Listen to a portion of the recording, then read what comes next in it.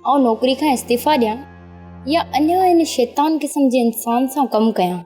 इस्तीफ़ा ॾियां मतिलबु डिॼी वञां? न, आउं छो डिॼां? आउं हिकु बहादुर छोकिरी आहियां, हिकु सुनसान जाइ तां, हिकु शींहं जे चंभे मां बची निकिती आहियां।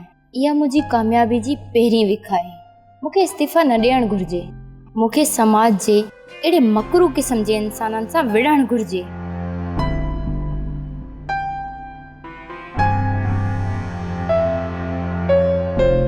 सॉरी मिस रोशना, मूंखां जेको कुझु थियो मां उनजी तोखां माफ़ी थो वठां।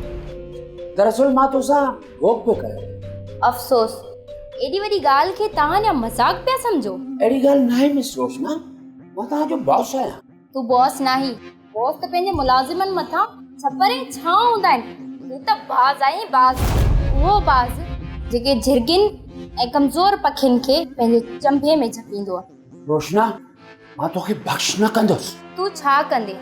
दरिया अंदरि हिकु सुनसान जाइ ते तूं मूंखे कुझु न करे सघे त हिते वरी छा कंदे?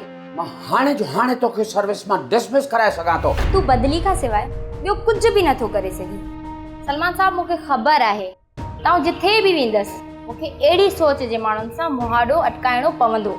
तंहिं करे उन जी शुरूआति इतां ई कयां थी। तूं मुंहिंजे ऑफिस मां ॿाहिरि हली वञ। आउं पंहिंजी ॻाल्हि मुकमल करण खां अॻु हितां न वेंदसि, छो त आउं हिन ऑफिस जी मुलाज़िम आहियां। अवां भली औरत खे पंहिंजी जुतीअ जे बराबरि समझदा हुजो, पर यादि रखो, औरत सदाईं ज़ुल्म ऐं जबर ख़िलाफ़ विड़ी आहे ऐं दुनिया जे आख़िरी सिज लहण ताईं अवां जहिड़े गंदनि ऐं ज़ालिमनि माण्हुनि सां विढ़ंदी रहंदी। Get out from office.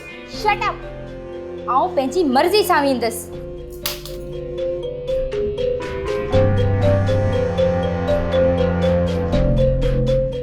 Subscribe कयो असांजो ऑफिशियल यूट्यूब चैनल सिन टीवी HD ड्रामा ऐं वधीक अपडेट लाइ बेल आइकन खे क्लिक करियो।